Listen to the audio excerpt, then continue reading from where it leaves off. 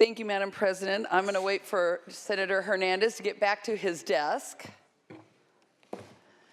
Well, colleagues, it is a real honor and pleasure for me to get up and say a few words about Senator Hernandez. Dr. Ed, my friend, he has been here in the Senate longer than I have, but I met him 12 years ago in 2006 when he was running for the Assembly, and I was the president of my local union.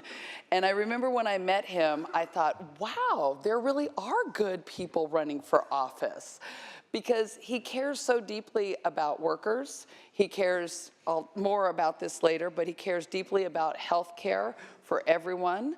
And when I met him and he won and became an assembly member in 2006 and then became a senator in 2010, I was still the president of my local union.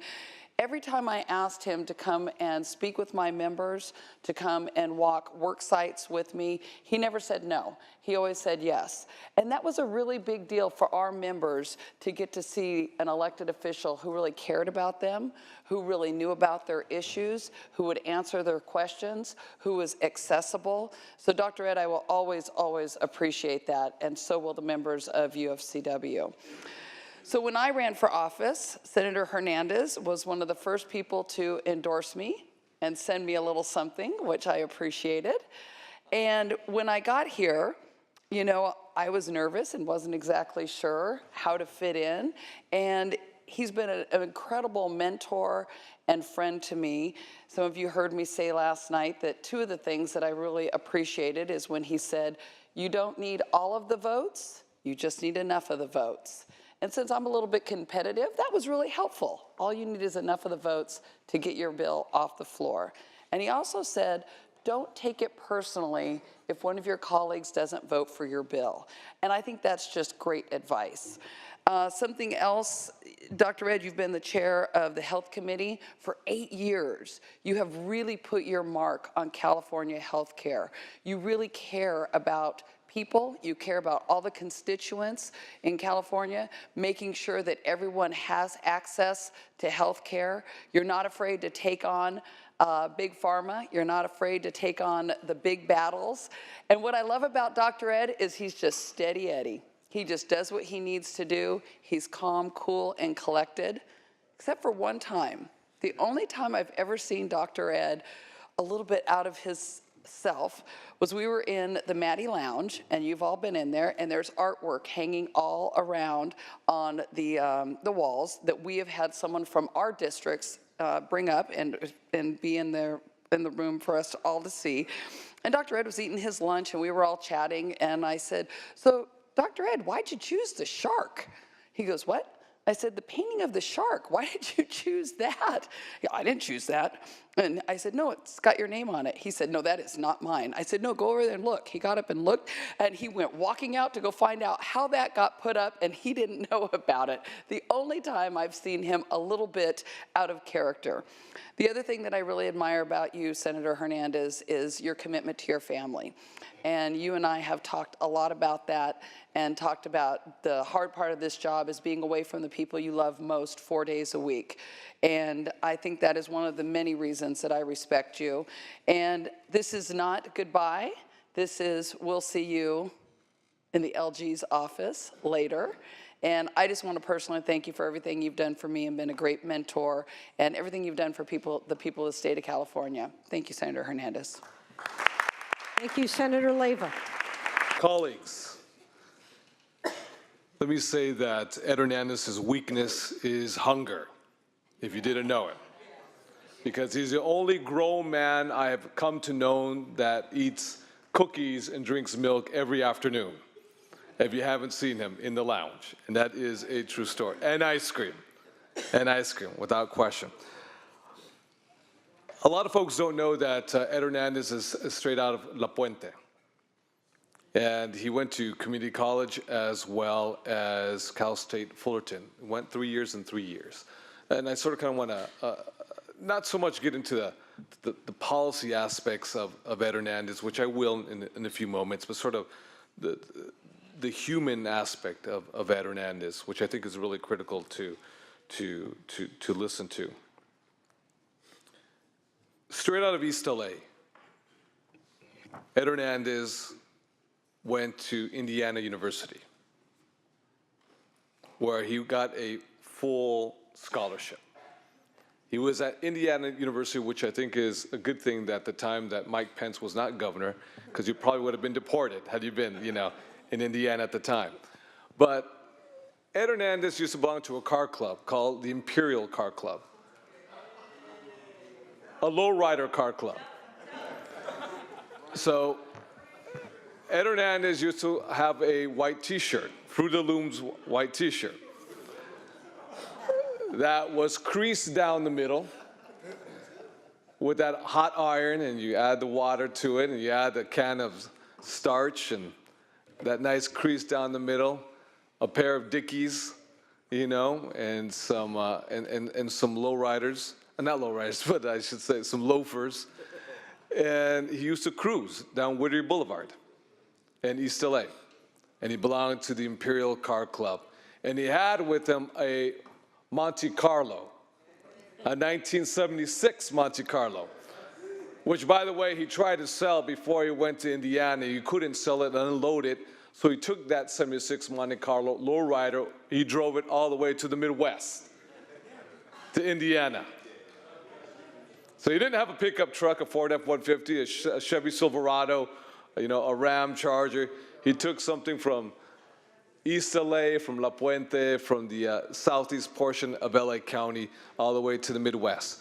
But a lot of folks don't know this about Ed, too, is that Ed showed up to Indiana, the Midwest, and we all know that factual statement that Indiana is a pretty conservative state.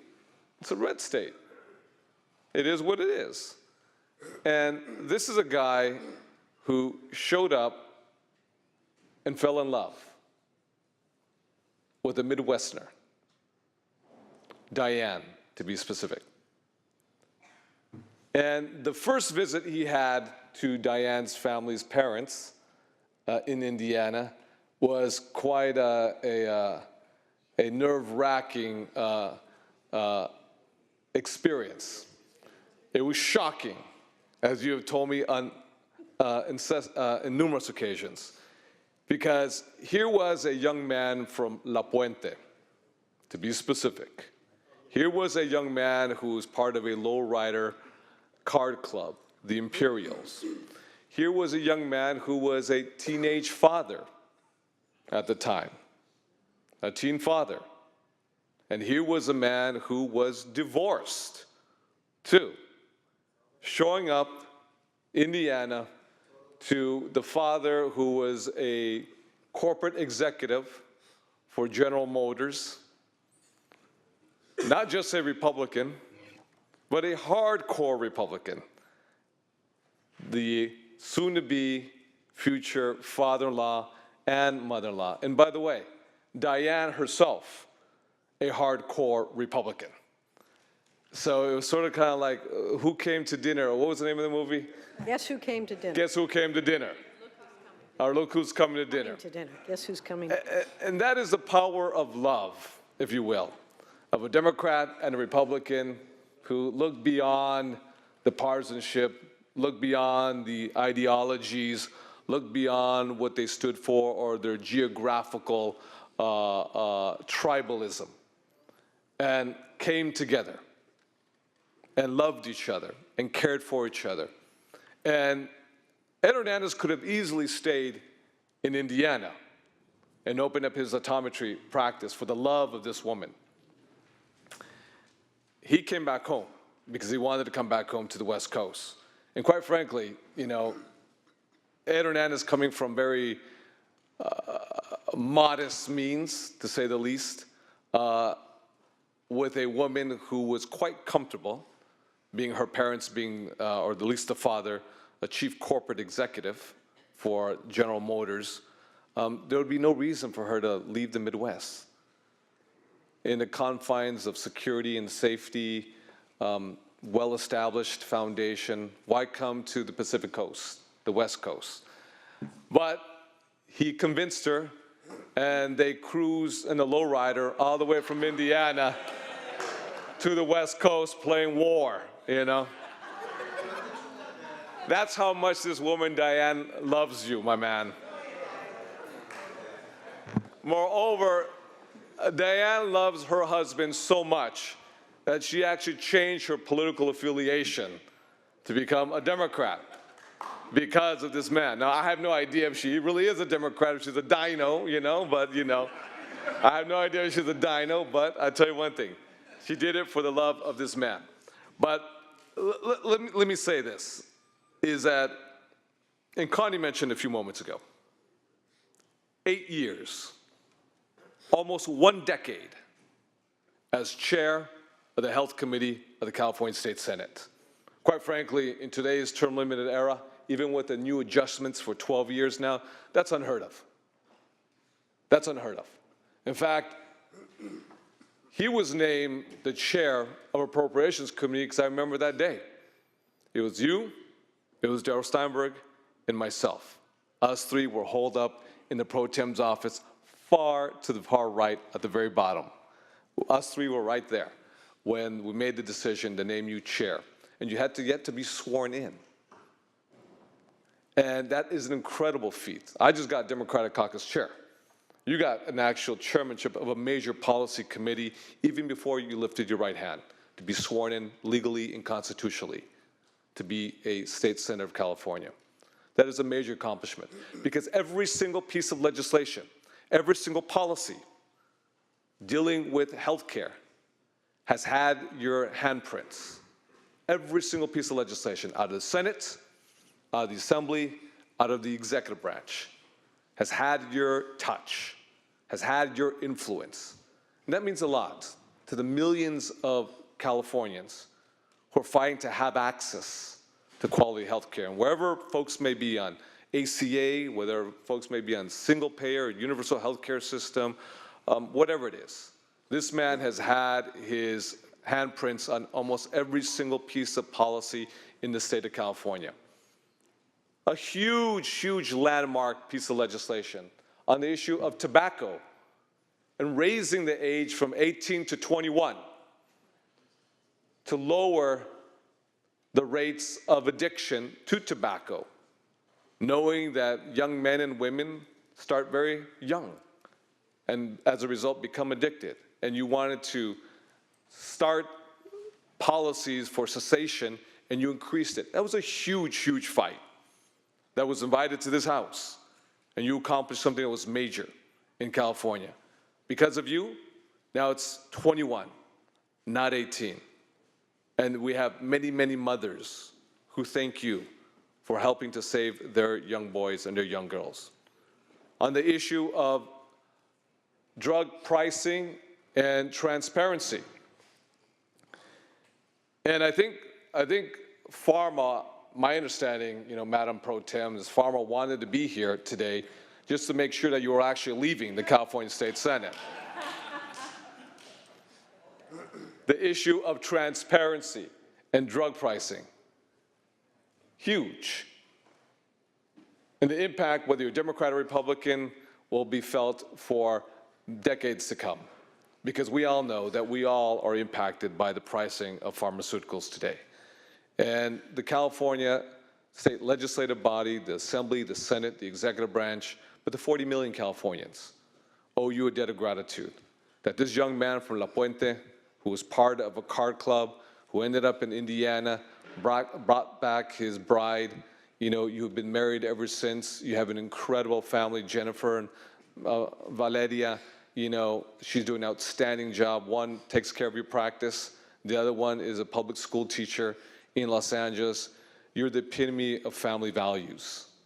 You're the epitome of someone who has stayed close to his family and not allowed the trials and tribulations and the pressures of politics and policy in this legislative house to sort of tear apart at your family. You've always said to me from day one, my family comes first. I'll drop this job in a heartbeat.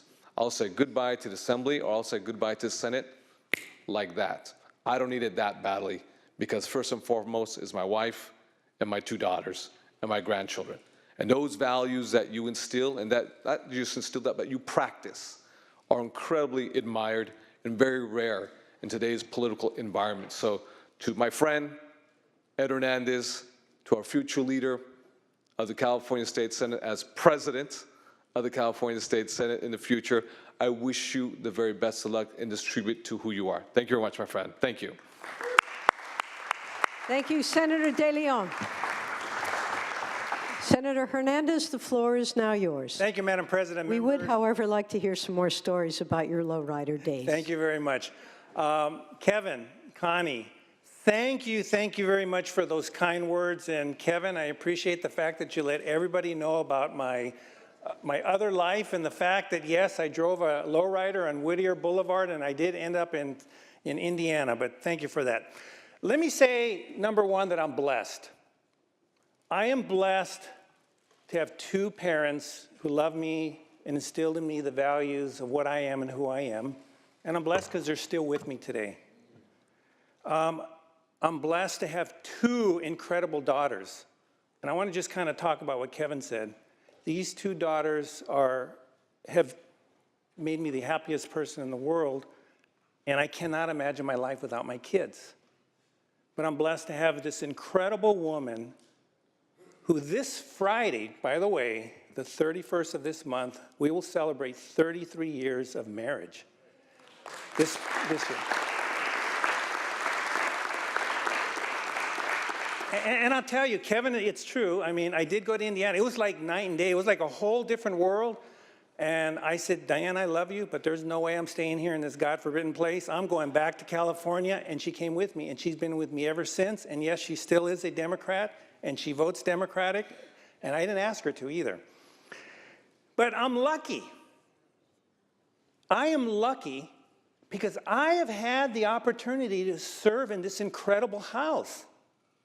I'm lucky because I've had the opportunity to work with every one of you. Even though we may have agreed to disagree, the best experience I've had is the relationships I've been able to build over this decade with all of you here in the Assembly, yes, even the Third House, all the groups that I've been able to work with.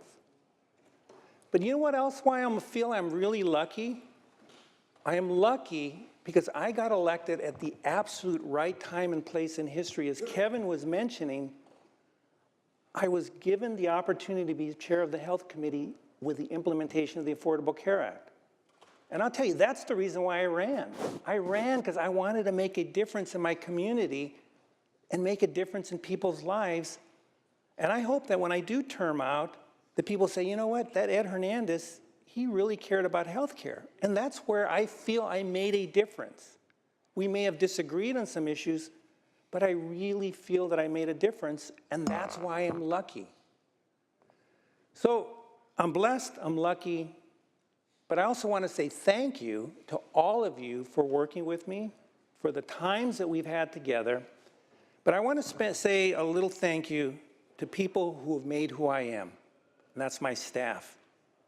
Staff who have been with me since the day I got elected, to newly who just are here, and the staff who have helped me accomplish what I have in life here to be successful in this building. But I'm just going to close with this because we all thank our staff, but there's individuals that we don't thank or not enough. It's those individuals that work here, that come every day, you know, that work here in front, but also the sergeants and the special services who every day, who pick us up, who take us everywhere. So I personally want to thank all of them. But if you think about what we do, when I get up in the morning, when I walk into this building, how many of you see that building and there's this feeling when you enter, the energy, the excitement, but more importantly, the fact that you know you're going in to make a difference. And think about all of us here, members, staff, those here in the Senate, we are making a difference in people's lives in the great state of California. So I want to just say I'm thankful for it. I want to thank all of you, and I hope I come back as president of this House. Thank you very much. Thank you, Senator Ed Hernandez.